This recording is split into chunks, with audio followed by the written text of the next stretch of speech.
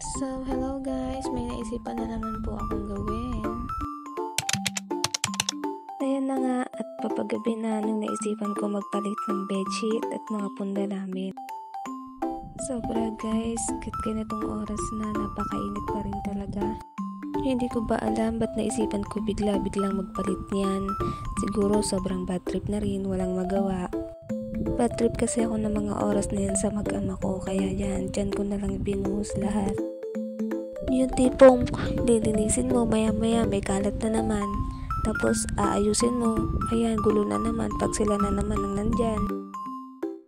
Yun na nga guys, fast forward naman tayo. Pasensya na nga pala kayo sa boses ko ha, ganyan talaga laging napagkakamalan na boses ng bata kahit saan. Hala, charot lang. Alam nyo ba guys, nararamdaman ko na kung ano na naman mangyayari kay nabukasan. Ramdam ko na maglilinis na naman ako ng bahay pagkagising ko, pagkatapos maglalaba. Siyempre, hindi mawala. Itong pinagpalitan ko na to, ako na naman maglalaba nito. Wala akong katulong guys. Sa bagay, ganun naman talaga. Ikaw ang babae, ikaw ang gagawa lahat. Pati yung part na habaan na lang ang pasensya, kailangan nating gawin yan guys. So ayun guys, malapit na tayong matapos at ito na nga, minamadali ko na at anong oras na rin kasi. At sa wakas, nayari ko na din.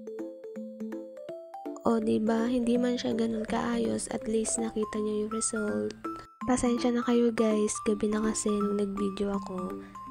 At eto na nga guys, yung batang sinasabi ko sa inyo. Naghahanap naman ng ikakalat niya. O diba, hanggang ilalim ng papag may kinukuha siya. Ko ba alam sa batang ito kung ano ang ginagawa?